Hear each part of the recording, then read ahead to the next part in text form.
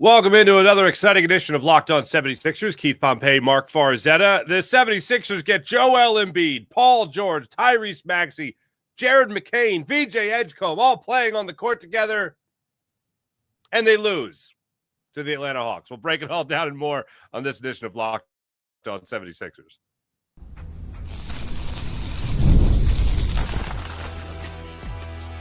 You are Locked On 76ers, your daily Philadelphia 76ers podcast, part of the Locked On Podcast Network, your team every day. And we do thank you for making Locked On 76ers part of your first listen every day, part of the Locked On Podcast Network, your team every day. This particular episode is brought to you by FanDuel. Right now, new customers can bet just $5, and if your $5 bet wins, you get $300 in bonus bets to use across the FanDuel app. So head to FanDuel.com to get started. That's FanDuel.com. And don't forget that Locked On Sports Podcast Network is the #1 sports podcast network out there. Keith Pompey, your 76ers beat writer. Marc Farzetta have been talking sports with you for a very, very long time in the city of brotherly love. I mean, I didn't expect greatness last night, despite, Keith, the fact that they all played together for the first time. Tyrese Maxey admitted how difficult it is after the game. We'll get into that. But they lose in double overtime to the Atlanta Hawks. Minute restrictions galore. VJ Edgecombe plays 21 minutes. Joel Embiid played 30. That's something. His first game in 3 weeks. PG played 28. But again, it still amounts to a loss. What did you make of the first time this season, the big three playing together?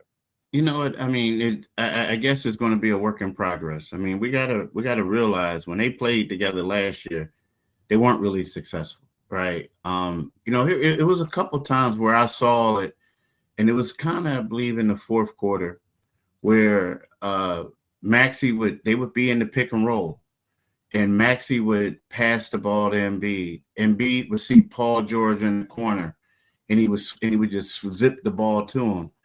And Paul missed like 2 threes doing it. One time he missed a 3 doing that. Another time Maxey found him and gave it to him, and he missed it.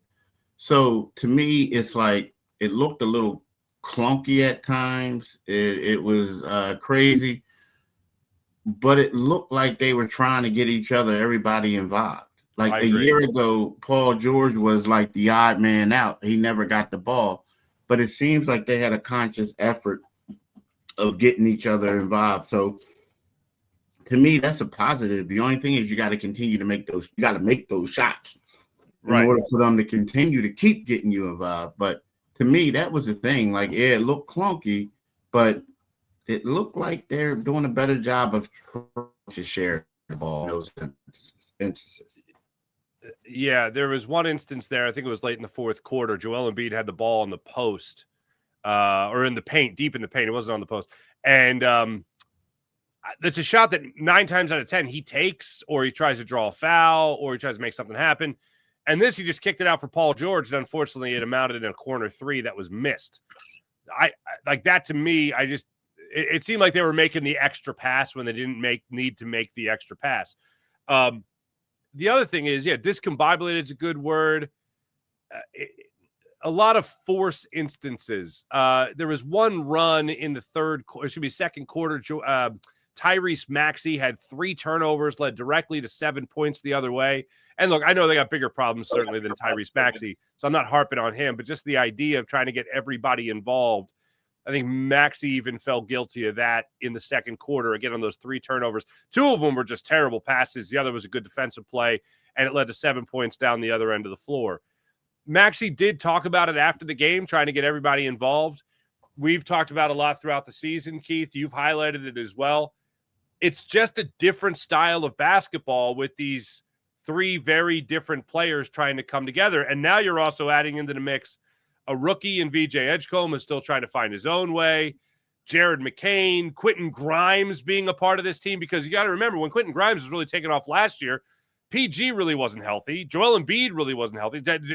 Tyrese Maxey wasn't healthy. So all of this is brand new. And Maxey, after the loss last night, the double overtime loss, talked about how difficult it is to try to fix these pieces together. Yeah. Now, here's the thing. I'm going to say this. Like Quentin Grimes and guys like that, Jared McCain, they just fall down the pecking order. Like, I mean, and if Quentin Grimes has a game like that where he had 28 points, yeah, you're going to keep feeding him. But right now, the gist is like you got to take care of the big three and then VJ and everybody else they fit in. But this is what Maxey said, because it was the first time that they had everybody involved, and you got Joel. And the thing about Joel, like, let's be honest, like, it's a different style of play when he's there. They slow it up a little bit more, right? So he says, it's different, because he's still really good. We still got to give him the ball. We also got to run our stuff. It's going to come with time. But that was our first time playing in a game with VJ, Joel, and I think VJ's first time playing with Joel and Paul. A lot of guys' first time playing with them. So we haven't really practiced with that group.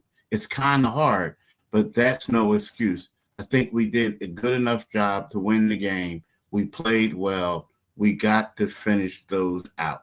So, yeah, when you look at it, it's true. Like, they didn't practice this, and you can see it was a little clunky. And that's why I'm saying, no offense to Quentin Grimes, no offense to Jared McCain, but if you're not like lighting up on a certain night, your shot attempts might decrease on that particular night, because Maxey has to score his points. PG is going to be the first option, or one of the first two options that they're going to give to when they're coming out of the pick and roll. And VJ is so athletic that they're going to go to him. So I feel like a lot of these guys are going to have to get in where they fit in, and guys who are going to excel like that are going to be Kelly Oubre, Don Barlow, guys like that who really just crash the boards and create their own shots. But these other guys, it's going to be tough for them because they're probably not going to get as many touches as they would like once everything comes together.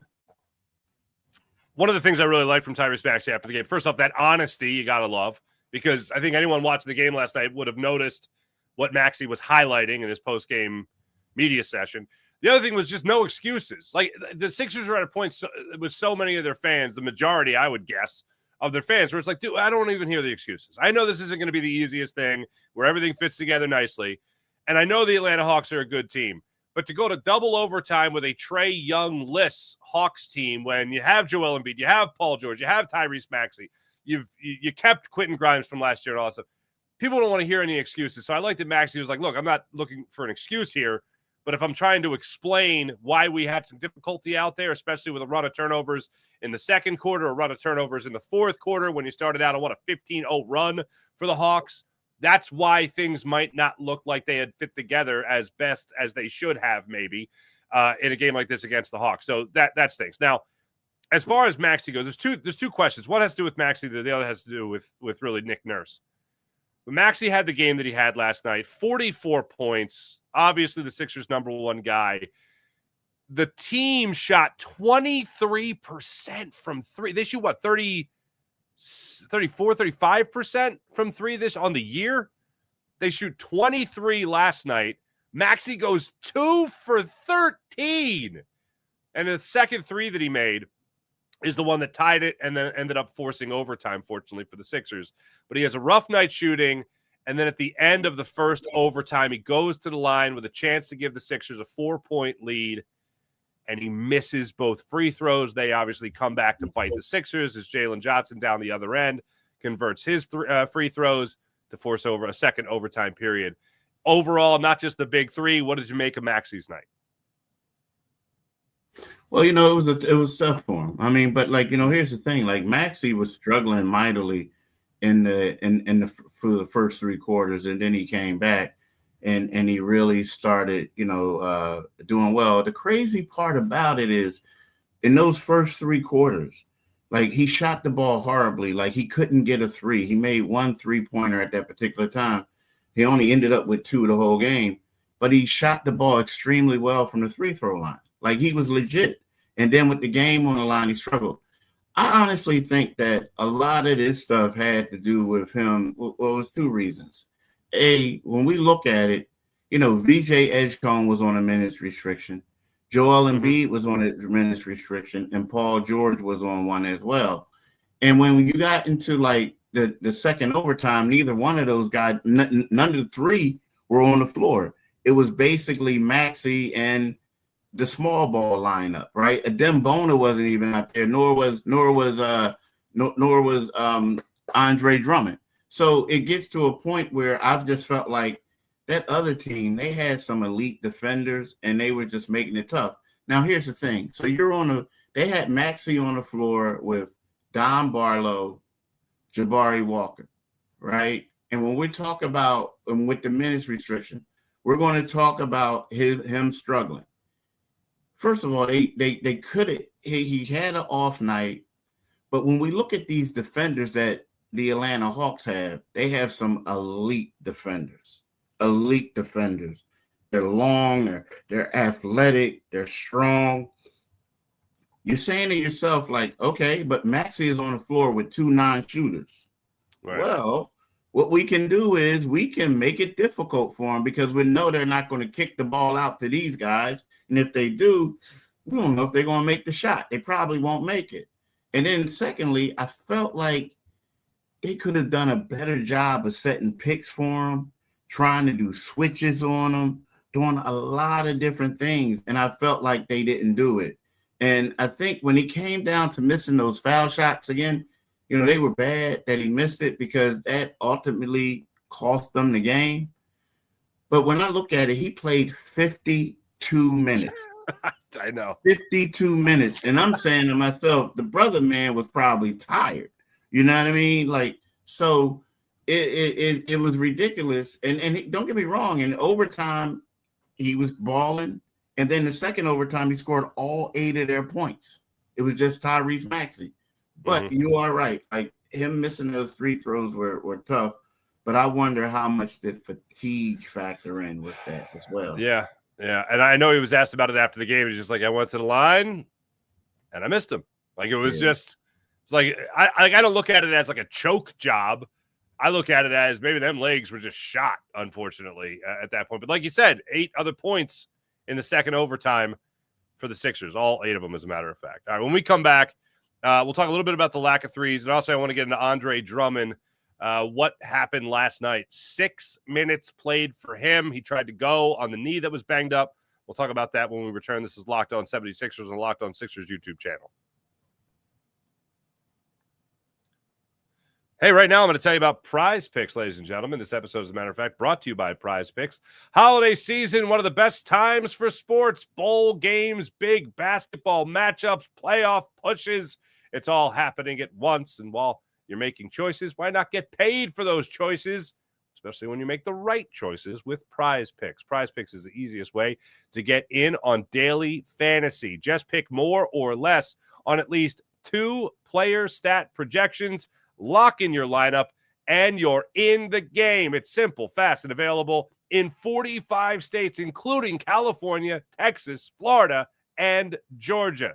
PrizePicks has added an extra layer of excitement to the holiday sports schedule. Creating a lineup takes less than a minute, and the app makes the whole process smooth and intuitive.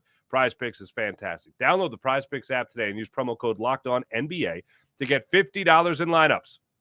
That's promo code LOCKEDONNBA after you play your first $5 lineup to get $50 in lineups. That's promo code LOCKEDONNBA. Get $50 in lineups after you play your first $5 lineup. PrizePicks, it's good to be right. So let's talk about Andre Drummond. Of course, has been a bastion of rebounding power for the Sixers this season. He's played a multiple 30-minute performances. He only had 2 in all of last year. He has certainly eclipsed that already this year. But unfortunately, had the knee injury in the Brooklyn Nets game. I was surprised, Keith, when you pointed out before the game, when you tweeted out there that he would be playing, he'd be available. He plays 6 minutes, and then after the game, I heard from Nick Nurse saying that he had soreness. What's going on right now with Andre Drummond? Yeah, Drummond tried to give it the old varsity try a little bit too soon, I think. I mean, here's and it kind of, I'm not going to say, it backfired on him. I think he just wasn't ready. Like, first of all, they were saying, soreness. But he strained his knee, like, you know what I mean, or sprained it. Like he had a knee sprain. Like, so you look at it, you know, he injures himself on Friday. He next thing you know, he has to they help him off the floor. As soon as he got off the floor, he sits in the wheelchair and they wheelchaired him to the locker room, right? Well, then, you know, after the game, reporters said that they saw him limping, but was in good spirits. Then the next day he has the MRI, and the MRI says, you know what? Everything is good. Like, there's no structural damage or anything. So Drummond is like, you know what? I'm playing well. I want to help the team out. You know, I know, like, we only got Joe. If we don't know if Joel's going to come all the way back, but we only have Bona. I want to help the team. And he felt like he felt like it was one of those things like back in the day, guys would just suck it up and go out there and play. And then he realized that he just came back too soon. My hope is that, you know, this doesn't keep him out a little bit longer, but, you know, he played 6 minutes, realized he couldn't do it. Now, here's something else. He also participated in Saturday's walkthrough. So they didn't have shoot around yesterday, so they had a walkthrough on Saturday. So, you know, Drummond was just doing the old 1980s, you know what I mean? Just cut my pinky off, and I'm still going to shoot the ball. And I admire that. When I saw you tweet out that he'd be available, I was like, damn, okay, Drum, let's go, man. Let's do it. Little toe yoga, little knee yoga, and you're good to go, man. But I admire that he tried. Now, as far as this hopefully not being something that lingers to that point, you do have Joel Embiid playing. Now, I know this is always something you take with a grain of salt, but over the next couple of weeks here, really the rest of the month, you only have one back-to-back in the month of December, and that's the 19th and 20th at the Knicks, and then you host the Dallas Mavericks the very next night. I mean, is there any hope to have Joel Embiid for December, with the exception of that one back-to-back? It's one of those things. I can't answer that. I don't think the Sixers can answer that. I mean, I'm I mean, the thing is, you know, no one expected Joel Embiid to miss 22 days. You know, it was supposed to be, you know what? You know, everything was great. Everything was like, all right, they said they don't know when he's going to play. But then all of a sudden there became a pattern. You know, he didn't play in games with less than 48 hours in between to recover, right? Now, you look at this now. So let's just say I don't think that he's going to play. I don't think that he's going to play against the Washington Wizards tomorrow. Yeah. So my guess is that Joel Embiid will probably, because you can get more bang for your buck if Joel Embiid plays against the Golden State Warriors and goes yaps with Draymond.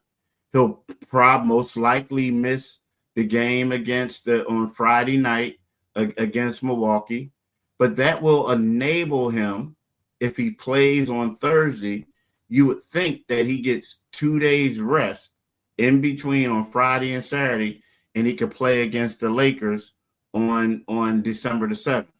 And then they don't play again until Indiana, right? So my guess is that Joel probably will play against Indiana and probably won't play against Atlanta 2 days later, or he'll pick and choose. Now, that's if everything goes right.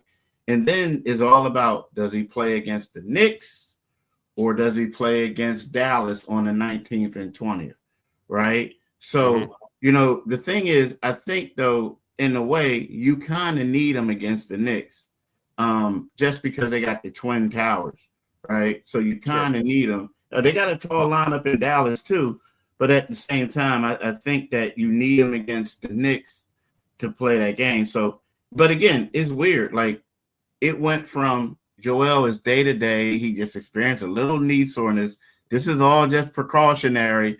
And next thing you know, it's 22 days later. 22 days later. And on top of that, he was listed as out and on Saturday. Even though he put in extra work after practice, he was listed as out.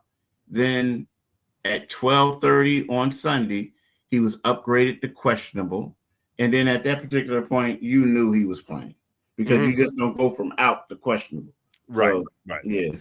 The thing that really bothers me is those 22 that I know that might sound obvious, but the thing that really bothers me about it is the fact that against the Raptors, his last game before last night, he went out there and, basically hit go on everything. Like there was no hesitancy to his game. There was no really lollygagging it down the floor. There was no lumbering effort from him. It looked like a guy that really wanted to go out there and be like, all right, let me test the limits.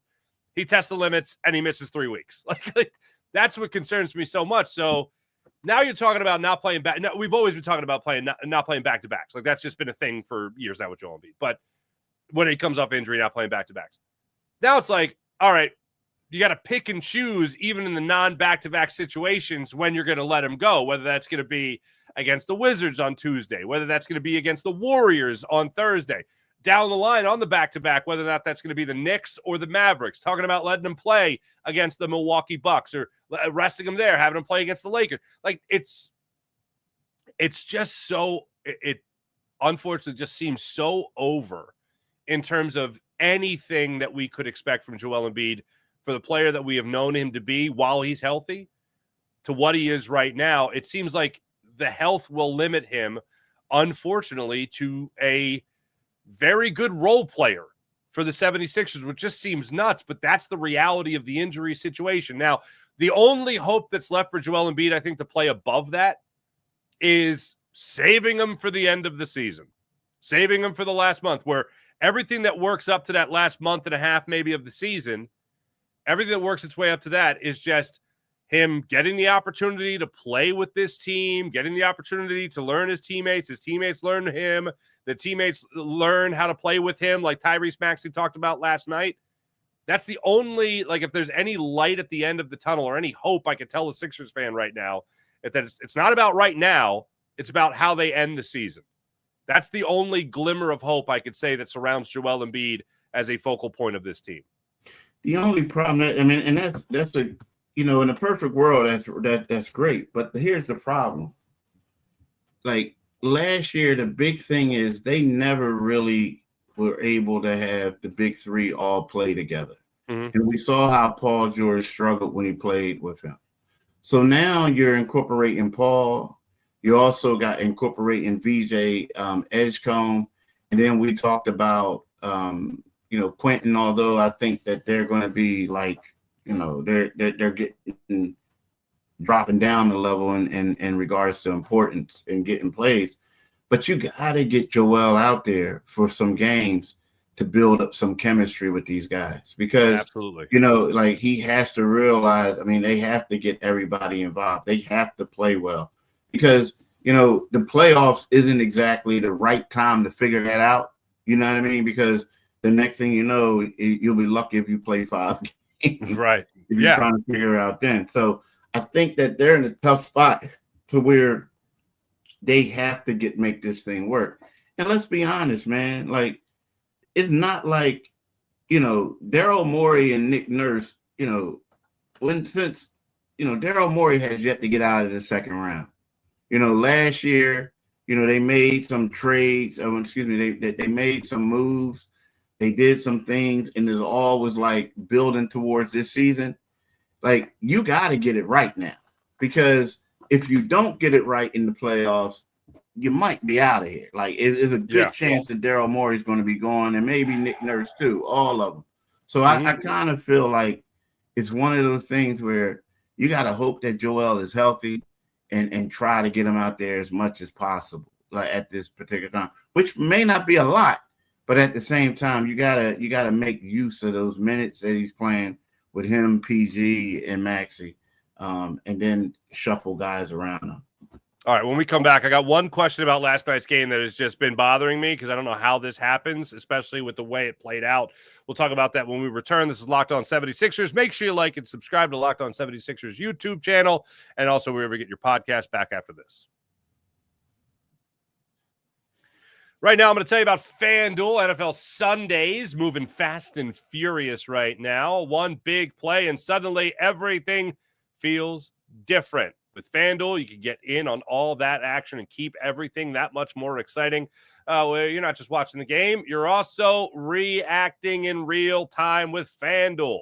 FanDuel, you can place bets in live action as it all unfolds in front of you. Every day, every momentum swing, every highlight moment. Live betting is best when the game starts to shift. A receiver gets hot, a defense tightens up, or momentum flips after a turnover. FanDuel lets you jump into the moment. Live spreads, money lines, just instantly. Player props update, and guys heating up. You can be the next touchdown scorer, whatever it might be. Drive results, totals, live game betting. The most exciting way to bet. So if you want to be right in the middle of the action this season, visit FanDuel.com. That's FanDuel.com and place your FanDuel NFL live bet all season long. FanDuel, FanDuel.com. Go to the FanDuel.com website, download the FanDuel app, and get started. FanDuel.com. Place your NFL live bets all season long on FanDuel. FanDuel, the game moves fast, so can you. End of regulation, Keith. Atlanta Hawks missed an opportunity in a tie basketball game to take the lead. Paul George rebounds the basketball. Nick Nurse emphatically calling timeout right next to the referee in I believe it was 1:15, at the end of regulation, does not get the timeout call. How does that? Now, I will say this, Keith. I never reffed in the NBA, spoiler, but I did ref high school basketball for 10 years, okay? You're supposed to, as a ref, be looking for that timeout to be called. Like, know that the coach wants to call a timeout. So knowing that you're there on the sideline, knowing that the coach is right there, how does Nick Nurse not get a timeout called at the end of regulation? You know, I keep looking at that video over and over again, and I see now, first, like the guy, Nick Nurse, the ref was close to him, but he was actually in front of Nick. If you look at it, he was in front of him, but he also ran by him. Yeah, he ran by him, but initially, if you look at it, Nick does the timeout, but remember, he's holding a piece of paper. So it looks like he's holding timeout, but you also look at it like, dude, is he holding the paper? What is he doing? And then he goes down there and it's like timeout, and he's spazzing out. I mean, I get it, I understand it, but like, you know, sometimes, man, I remember Doc Rivers used to run on the court. Timeout, like that. And get it. Right. Like, you know what I mean? You can't assume anything because, like, when he's looking at him, he's calling a timeout, but the guy is like, when he did, the guy is looking on the court and running and getting ready to go down the other end. And then he's like fussing and like timeout. But I don't know. It was bad, but at the same time, you can see it where he's looked like he's holding a piece of paper for a second. But yeah, it was a bad, huh? I think I'm trying to think. There's an assistant coach. I'm blanking on his name. He was holding a piece of paper on one side, and he was going with the timeout. Nick Nurse was on another side, and I think he had his hands way up in the air trying to call it. And, like, you have two coaches essentially trying to call time. And, again, as a referee, you're supposed to anticipate what's going to happen next. Why they lost the game, though. Oh, I agree. It's not why they lost. I'll tell you why. I don't think it's why they lost the game. And, look, here's something else. Nick got lucky, too, because – and then one time, remember – where they thought that Nick made a challenge. He said, "Oh no, we didn't make the challenge. But it looked like somebody made something. You know what I mean? So yeah, it's just I don't know. Somebody was up to something. You know, yeah, I mean, it was bad. But here's my thing: like when you start, somebody told me this. Like when you start having a lot of coaches standing up on the sidelines. And doing different things. And when you're also a coach that's like yapping at the refs a lot, complaining a lot. Sometimes when you like, it's like the little boy that cried wolf. And then finally when the wolf comes, it's like, uh-oh, he gone. All right. But like, cause my thing is like, you know, I like this Ryan Gates, but when you start having, you know, when you start having, when you start like having all these people like standing up on the norm, how's the ref supposed to know that he's standing up to call timeout? Yeah, like you know what I'm saying. It's like you just say that it was Brian Gates. Is that the assistant coach? Yeah. That I'm thinking of. Yeah. I think you're right. Yeah. So my thing is now it was a bad play. It was this and that. But again, I'm not like. I'm not saying that's the reason why they lost the game. Sure. I mean, you know, like they should have won the game in overtime. Maxey missed those 2 free throws. And then another thing is they ran out of gas. They got out rebounded by 7. No, Whatchamacallit had 7 second chance points in the second overtime. So yeah, I get it. Yeah, because let me see. You're right. That is Gates. Yep, it was Gates standing up doing a timeout, and then whatchamacallit walked on the court trying to do a timeout when they were down at the other end. Yeah. So yeah, it's like you can't just keep having everybody stand up, dude. I mean, I'm just like you just can't. Like you can't. Like you can't. Like you don't see that with the Miami Heat. I mean, You didn't see that with the Popovich Spurs. Now you might have somebody stand up and go tell them something, but you don't have in the clutch time. You got everybody over here doing this and that. You know, after a while, it's like, you know, people stop paying attention. Copy that. It's kind of like, you know how, you know, like you ever date that girl you did back in the day. Now I know you married, but you dated a girl back in the day. Yeah. And all she did was like complain. And you, after a while, you just start muting her. Like you just start like you know, you watching the game, she over there wonk, wonk, wonk, wonk, wonk, wonk. And you just like, I hear you. And then she's like, hey, what you talking about? I don't know. You know, like, this is the restaurant you wanted to go to. What are you talking about? Anyway, anyway.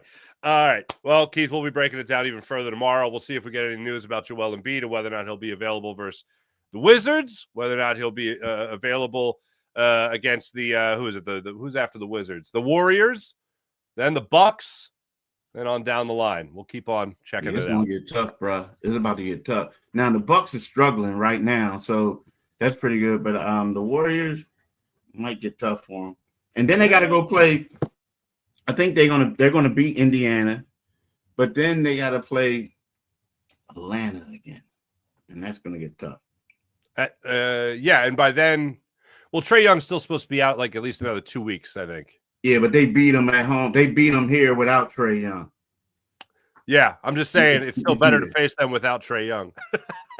Yeah. Keith Pompey, Marc Farzetta, Locked On 76ers. Like and subscribe, people. We appreciate all the support you guys have been giving us throughout this season and the offseason before that, obviously. So thank you for that. Make sure you guys check out Locked On Fantasy Basketball as well with our friend Josh Lloyd, breaking it all down, making you the smarter NBA fan, as well as also helping you win your league on Locked On Fantasy Basketball.